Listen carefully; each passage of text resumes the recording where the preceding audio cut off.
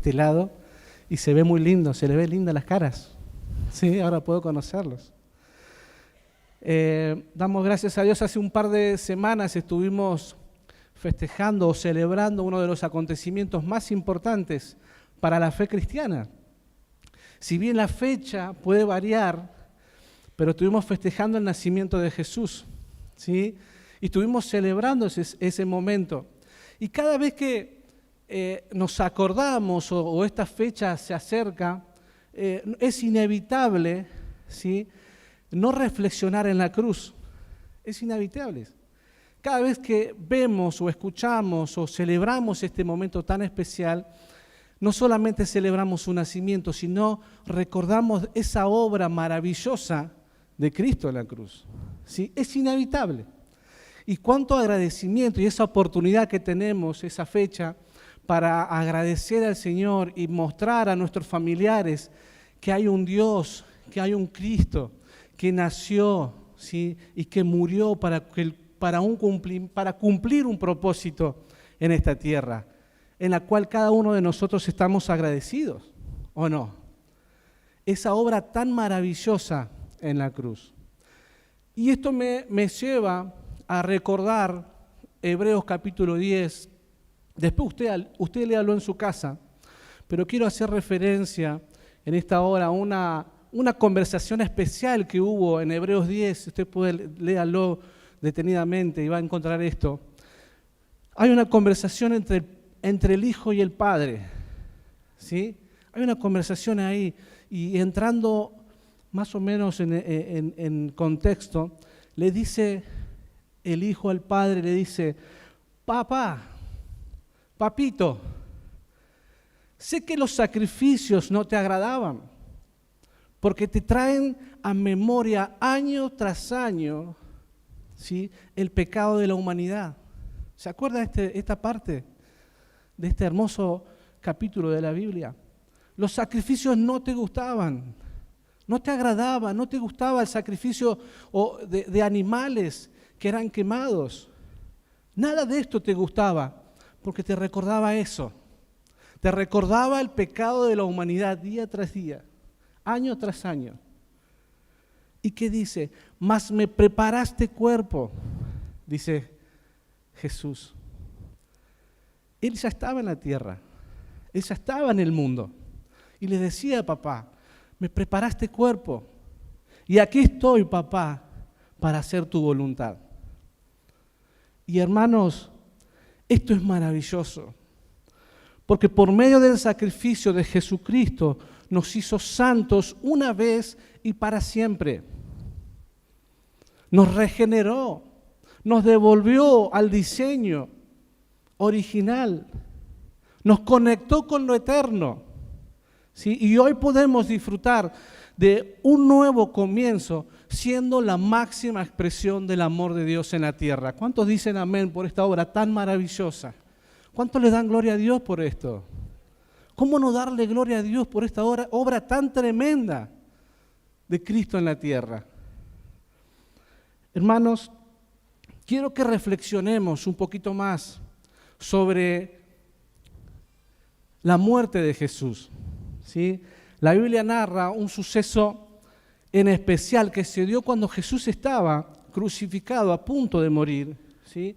Y las Escrituras dicen en Juan capítulo 19, si usted quiere puede buscarlo, Juan capítulo 19, versículo del 28 al 30, dice: después de esto, sabiendo Jesús que ya todo estaba consumado, dijo, para que la Escritura se cumpliese: tengo sed. Y estando allí una vasija llena de vinagre, estaba ahí una vasija llena de vinagre, entonces ellos empaparon en vinagre una esponja y poniéndola en un hisopo, se la acercaron a la boca. Cuando Jesús hubo tomado el vinagre, dijo: consumado es. Y habiendo inclinado la cabeza, entregó el espíritu. Quiero que pensemos un poquito y reflexionemos sobre esta palabra. Hay una frase que dice ahí: consumado es. Esta palabra, consumado es En el escrito original griego de la Biblia, en esta parte de Juan, usa la palabra griega tetelestai. Esta palabra tetelestai, que significa, además de consumado es, significa está terminado, la deuda está totalmente paga, se terminó la labor y el resultado es permanente. Consumado es. La palabra griega tetelestai fue usada en la antigüedad, hermanos, de diferentes maneras. Por ejemplo, cuando una deuda era pagada, ¿sí? O cuando un siervo completaba una tarea encomendada por su amo, se declaraba tetelestai. O cuando se utilizaba en el templo, cuando el sumo sacerdote se le entregaba un cordero de 1 año, sin manchas, sí, puro, perfecto, se lo entregaba y el sumo sacerdote inspeccionaba esa ofrenda y veía que esa ofrenda estaba apta para el sacrificio, declaraba tetelestai. Es muy importante, hermanos, que conozcamos cuál fue la obra consumada en la cruz. Es muy importante entender esto. Hermanos, antes de la obra consumada, los creyentes tenían otra realidad. Ellos vivían su realidad, la realidad de su momento. Era otra realidad. Ellos tenían que buscar la presencia de Dios y la presencia tenía que descender. ¿Sí? Con respecto a la santidad, para que ellos sean santos, ¿qué tenían que hacer? Tenía que haber sacrificios. ¿Sí? Para alcanzar la bendición, ellos tenían que obedecer. Y para tener una condición de justos, ¿cuántos tenían que obedecer ellos la ley? ¿Cuántos de la ley tenían que obedecer? Toda la ley la tenían que obedecer. Y aún así, hermanos, déjame que te diga esto, aún así no eran hijos. Ellos eran hijos por creación, pero no eran hijos por engendramiento. A pesar de tener que hacer todas estas cosas, ellos no eran hijos. Eran hijos por creación, y esto grábatelo, y no eran hijos engendrados por Dios. Amados, tenemos que entender, tenemos que comprender la nueva realidad que tenemos por la obra consumada de Cristo en la cruz. Debemos entender esto. Yo pregunto, ¿cuál es la realidad que tenemos nosotros? ¿Acaso tenemos la misma realidad que el rey David? ¿Tenemos la misma realidad que Elías? ¿La misma realidad que Eliseo? ¿O de cualquier otro héroe de la Biblia o de las Escrituras? ¿A cualquier otro héroe de la fe? ¿Nosotros tenemos esa misma realidad? ¿La misma realidad de José? ¿La misma realidad de Daniel? No, hermanos. ¿Quién tiene mejor realidad espiritual? ¿Ellos o nosotros? Nosotros, así es, nosotros. ¿Y sabe por qué, hermano? Por causa de la obra consumada de Cristo. Por causa de la obra consumada de Cristo. Cuando Cristo dijo, consumado es, estaba abriendo la puerta a una nueva realidad, que es la misma realidad que tiene Cristo. La misma realidad de Cristo. Eso produjo la consumación. Ahora, ¿qué fue lo máximo que nos enseñaron a nosotros? ¿Sí? ¿Qué fue lo máximo que nos enseñaron a nosotros en cuanto a la cruz? ¿Sí? Yo creo que lo máximo que nos enseñaron es, vení a Cristo que se te van a perdonar los pecados. La cruz te perdonó los pecados. ¿O no es así? ¿O no hemos predicado muchas veces, vení a Cristo, la cruz, el Señor murió por perdón de tus pecados? Es muy común, ¿sí? Pero, querido hermano, quiero que en esta noche prestes atención en algunas cuestiones que vamos a estar hablando, porque algunas cosas van a romper un poco, ¿sí?, en los pensamientos y se nos va a explotar un poquito algunos pensamientos en la cabeza.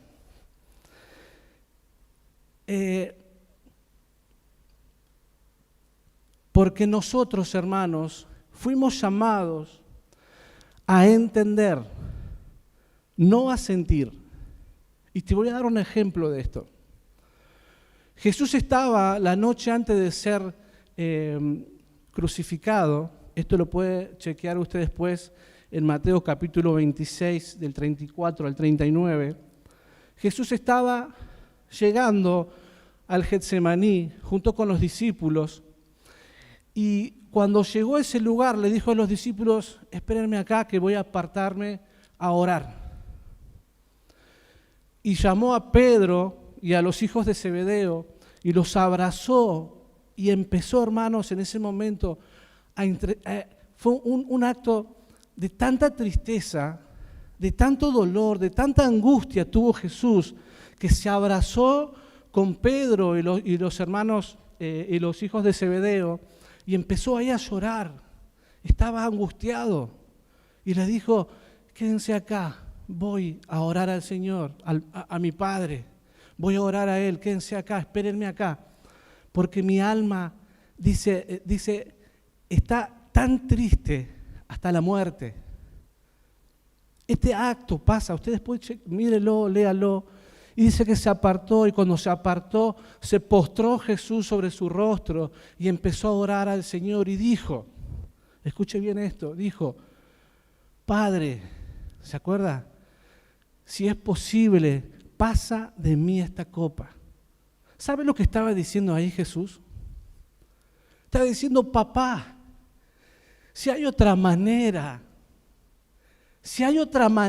de pasar por alto esto, por favor, no me hagas pasar por lo que ya sabemos que va a pasar. Hermanos, imagínate vos con tu hijo, ¿no? Tu hijo inocente que está por morir por algo que no hizo. Imagínate si te dice: papi, por favor, no quiero pasar por esto. No quiero pasar por esto. Si hay otra manera, por favor. Pero ¿sabe lo que dijo Jesús? Pero que no se haga mi voluntad sino la tuya. Acá vemos una obra maravillosa de Jesús. Maravillosa. ¿Y qué hizo el Padre? Imagínate a su hijo en ese estado. ¿Qué hizo su papá? ¿Qué hizo el Padre? Es necesario que esto suceda. Es necesario que esto pase. Y ahí es cuando yo te digo, hermano, que Dios no se maneja o no se mueve por sentimientos, sino que se mueve por entendimiento. Era necesario que eso suceda para que hoy podamos nosotros disfrutar de esa eterna, esa vida eterna, ese propósito eterno que hoy cada uno de nosotros puede disfrutar en Cristo. No se mueve, y quiero que usted se grabe esto, hermano. Claro que los sentimientos son válidos, sí. Dios es amor y nosotros tenemos que expresarnos en amor. Pero cuando se trata del propósito eterno, hermanos, tenemos que entender de qué estamos hablando. Tenemos que entender para qué estamos en este lugar. Tenemos que entender por qué estamos sufriendo lo que sufrimos. Porque el Señor seguramente en ese sufrimiento te está preparando para que vos tengas las herramientas para ayudar a otros. Se trata de entendimiento. Amados, si a Cristo no lo entendemos, no lo vamos a poder expresar de manera natural. Primera de Corintios, capítulo 2, versículo 12 dice: nosotros no hemos recibido el espíritu del mundo, sino el espíritu que procede de Dios. ¿Para qué? Para que entendamos lo que por su gracia Él nos ha concedido. Vuelvo a repetir, Dios trabaja por entendimiento, no por sentimiento. Si el objetivo era solo perdonar los pecados, hermanos, yo te pregunto, ¿era necesaria la crucifixión? No. ¿Por qué? Porque ya existía el elemento para el perdón de pecados. ¿Cuál era ese elemento? El corderito. Si solamente hubiera sido para el perdón de pecado, Jesús no tendría que haber muerto. ¿Sí? ¿Qué dijo Juan el Bautista? En Juan capítulo 1, versículo 29, dice: el siguiente día vino Juan a Jesús. El siguiente día vio Juan a Jesús que venía a él y dijo: he aquí el Cordero de Dios, ¿qué dice? Que quita el pecado del mundo. Hay, hermanos, el objetivo de la cruz era quitar el pecado, no era perdonar, era quitar el pecado. Hay mucha diferencia entre perdonar y quitar. Y déjame decirte que después de la cruz, ¿sí?, Dios no te considera una persona perdonada. Después de la cruz, Dios te considera un ser recreado en Cristo. En Cristo, Dios no te ve como un cristiano perdonado, te ve como un hijo recreado a quien le quitó el pecado. No se lo perdonó, se lo quitó. Hay una diferencia muy grande en esto, hermanos. ¿Podés creer, te hago esta pregunta, ¿vos podés creer que Cristo te quitó el pecado? ¿Quién no cree? 4, amén, 5. Hermanos, no es lo mismo pecados que pecado. Pecado es un estado legal y natural, es decir, cuando nacemos, ya nacemos con pecado, porque es un estado legal y operativo en nosotros. Y la pregunta que nos hacemos es, ¿por qué nacemos con pecado? ¿Dónde está el pecado? ¿Dónde está el pecado? Amados, el pecado está en la antigua naturaleza, ¿sí? ¿Y sabes qué hizo Dios con la antigua naturaleza de pecado? La dejó en la cruz. La dejó en la cruz. Quiere decir que la antigua naturaleza, para efectos prácticos, hermanos, murió. La antigua naturaleza murió. Cuando Cristo te recreó, te quitó esa naturaleza de pecado, la quitó ese estado legal en tu vida, ¿sí? Lo quitó. A ver, ¿qué son los pecados? ¿De dónde derivan los pecados? Y esto es muy bueno que lo podamos entender. Los pecados, hermanos, son acciones derivadas de la naturaleza de pecado. De la naturaleza de pecado. Pero ojo, porque alguien puede decir, si ya me quitó el pecado, ¿por qué es que sigo fallando? ¿Por qué es que sigo errando al blanco? ¿Sabe qué significa pecado? La palabra pecado es errar al blanco. Si Dios, ¿sí?, me quitó el pecado, ¿por qué sigo pecando? ¿Sabe por qué? Yo creo, a ver, ¿quién no falla? ¿Quién no sigue pecando? Que levante la mano quién es el que no peca, el que no falla, vamos a decirlo de esta manera. Levante la mano quién no erra al blanco. Todos le erramos, todos erramos al blanco. Bíblicamente, ¿de dónde nos vienen esas fallas? Yo pregunto, ¿nos vienen de la antigua naturaleza? No, ya no. ¿Por qué? Porque ya fue crucificada, ya quedó clavada en la cruz. Esos pecados, esas fallas, hermanos, nos vienen de la naturaleza humana. ¿En dónde? En el alma donde no se ha formado Cristo. ¿Sí? ¿Cómo describe la Escritura esto? Mire, Efesios capítulo 4, versículo 2. ¿Cómo podemos describir esto? Dice, habiendo quedado viciada de la antigua naturaleza. Esas fallas, esas erradas al blanco, vienen, hermanos, de un alma que está viciada por la vieja naturaleza. De ahí vienen. ¿Sí? Hermanos, es necesario que esa vida que se nos fue dada, que se nos fue impartida a nosotros, vaya creciendo en nosotros. Es necesario que se nos forme Cristo. Es necesario que Cristo sea formado y que nosotros trabajemos diariamente para que Cristo siga creciendo más, para que sea más visto en nosotros. Es muy necesario que pase esto, hermano, en nuestras vidas. ¿Cuántos dicen amén?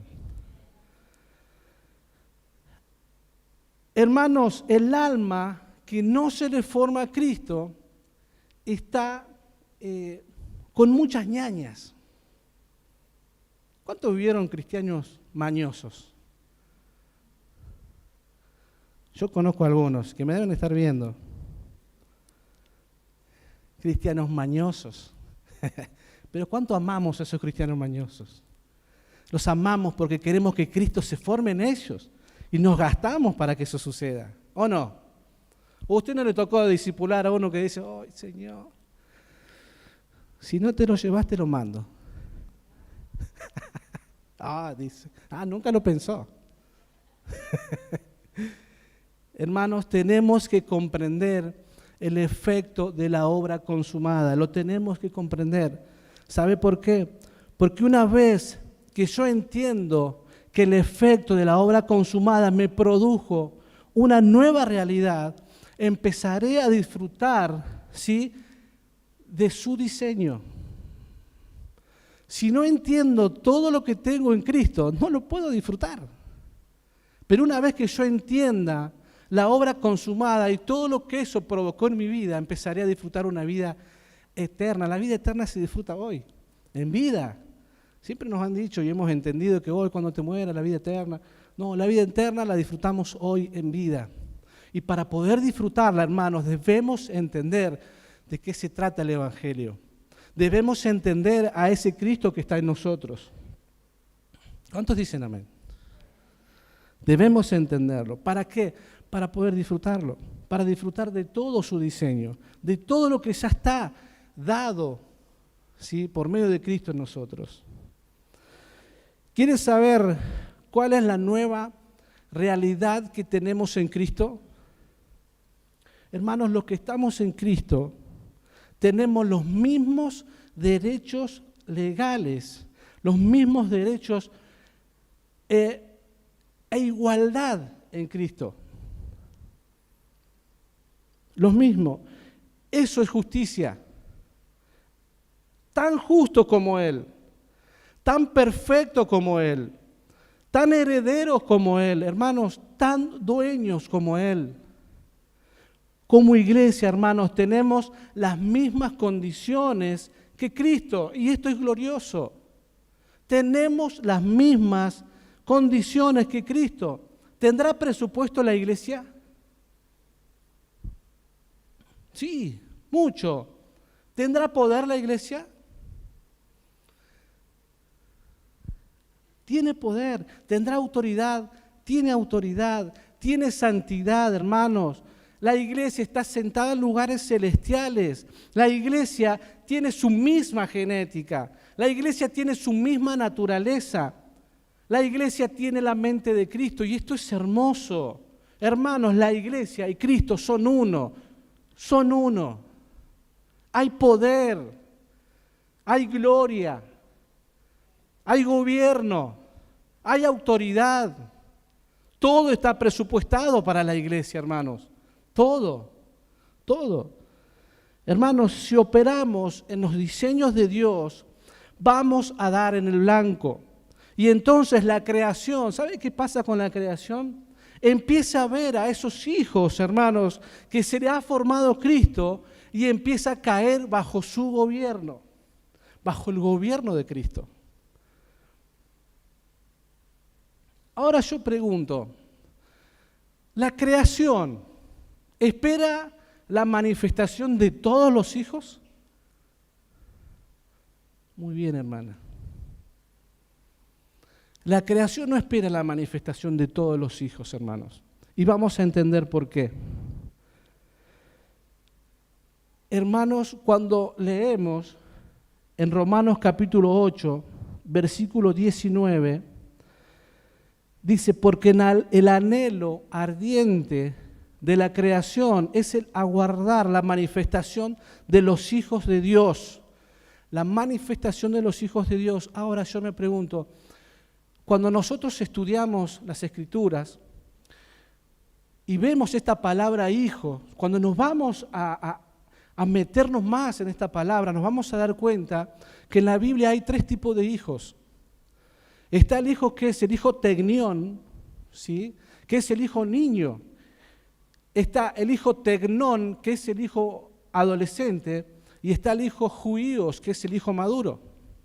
¿Sí? Yo pregunto, la manifestación, o sea, la creación, ¿está esperando la manifestación de los tecniones, de los hijos niños o de los hijos adolescentes? Hermano, estoy hablando de un estado, no estoy hablando de edad, estoy hablando de un estado. La creación, pregunto, ¿espera la manifestación de los hijos niños, de los hijos adolescentes, o está esperando la manifestación de los hijos maduros? Maduros. Entonces, es nuestra responsabilidad, hermanos, ¿qué clase de hijos somos? Es nuestra responsabilidad porque la formación de Cristo es una responsabilidad que es nuestra. No es ni del pastor, ni del hermano. La formación de Cristo es mi responsabilidad. Yo tengo que trabajar para que Cristo sea formado. Los hijos tecnones son parte del problema. ¿Sí? Ahora, no está en juego la salvación, son hijos de Dios, son amados por Dios, van a ir al cielo, pero no van a disfrutar de todo lo que está provisto para que su trabajo sea perfeccionado en la tierra. No van a disfrutar de todo lo que puede disfrutar un hijo maduro. Y después esto es para meternos un poco más adentro. Pero hermanos, si usted lee la historia de Jesús, usted va a ver que antes de Jesús ser bautizado, no hubo ningún milagro. Por lo menos yo no lo descubrí, no lo encontré. ¿Cuándo empezó a hacer milagros Jesús? Después de bautizarse. Dice que después de bautizarse descendió su espíritu, el Espíritu Santo en forma de paloma, y ahí recibió poder, recibió autoridad, recibió dominio, recibió gobierno. Ahí se recibió de hijos judíos, de un hijo judío, H-U-I-O, judío, un hijo maduro. Y a partir de ahí comenzó su ministerio. La creación está esperando de los hijos maduros, mis hermanos. Dice la palabra, porque el anhelo ardiente de la creación es el aguardar la manifestación de los hijos de Dios. Acá la palabra manifestación viene del griego apocalupto, ¿sí? Apocalupto, y de apocalupto deriva la palabra apocalipsis, ¿sí? ¿Qué significa la palabra apocalipsis? Cuando vemos una película de apocalipsis, ¿qué es lo primero que nos muestran? Se terminó el mundo, ¿o no? Sin embargo, la palabra apocalipsis no significa final, sino que significa revelación. Pero, ¿qué está diciendo acá? Que la creación está esperando la revelación. ¿Qué significa revelación? Sacar a luz, ¿sí? Remover el velo, mover el velo. La creación está esperando la manifestación, la revelación. ¿De quién? De los hijos maduros, para poder ver en cada uno de nosotros, para que se pueda ver al Hijo, a Cristo. Hermanos, muchas veces somos velo, ¿sí? Y a veces somos expresión. Somos velos. ¿Cuántas veces nos ha pasado que en vez de manifestar a ese Creador, hay un velo y no lo pueden ver? ¿Sí? Es un trabajo diario, hermanos, que cada uno de nosotros tiene que hacer. Es un trabajo diario, es un trabajo duro, ¿sí? Es nuestra responsabilidad. Y quiero ir terminando, porque yo quiero en esta noche, hermanos, que te vayas entendiendo esto, que necesitamos en este tiempo como iglesia que Cristo sea visto en tu vida. Mire, es un año que cuando usted sale de esta puerta para afuera, está todo mal. Estamos en un tiempo donde está todo mal, ¿no? Y usted escucha al vecino, escucha al que está al frente, al que está atrás, está todo mal, está todo podrido. Si viene el mundo abajo, el fin del mundo debe estar ahora, cerquita, porque esto no da para más. Hermano, hay tanta gente necesitada, ¿sí? Tanta gente que está abrazado a lo circunstancial, a lo temporal, que está ahí, que no puede moverse, está paralizada. No, yo no gasto, no pongo nafta por la duda, no sé, explote, qué sé yo, cualquier cosa. O sea, hay hermanos, y nosotros tenemos esa vida, y muchas veces oculta, porque hay un velo que no lo puede ver, pero somos portadores de esta vida tan grandiosa, que usted cuando habla con alguien, usted ya tiene la solución para eso.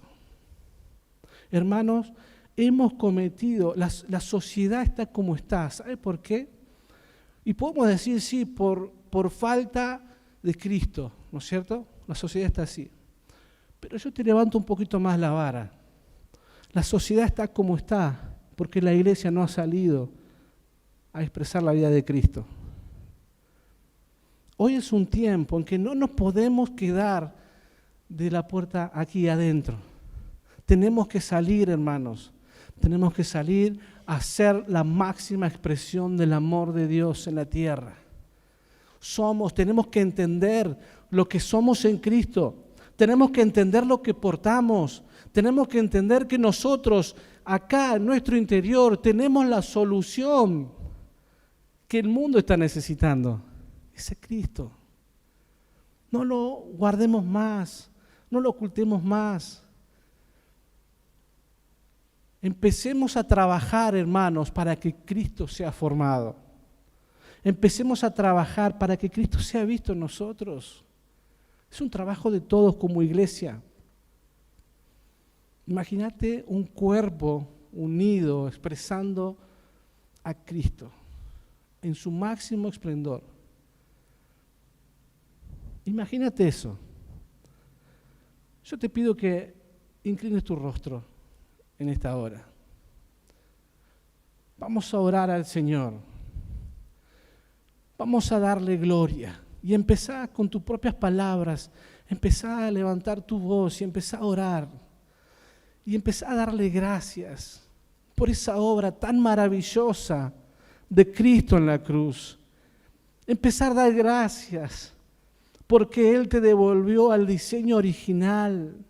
Ese amor incondicional te devolvió a Génesis 1:26 cuando dice que nos creó a su imagen y semejanza, nos devolvió el diseño. Un nuevo comienzo tuvimos a partir de esa obra consumada. Es necesario que la entendamos. Señor, gracias. Gracias por tanto amor, Señor. Gracias por tanto amor. Gracias por darlo todo, Señor. Por darlo todo para que hoy yo pueda disfrutar de ese amor. Señor, y te pido perdón, porque a veces he sido velo y no te han podido ver en mí. Señor, te pido que vos, en este tiempo, Señor, crezcas en mí, para que todo aquel que me vea, no me vea a mí, sino que te pueda ver a vos. Señor, te doy gracias, Señor. Cuánto amor, cuánto amor. Gracias, papá, gracias. Gracias, Señor. No te canses de darle gracias. No te canses de dar gracias. Santo es tu nombre, Señor. Santo es tu nombre, Señor. Gracias. Gracias.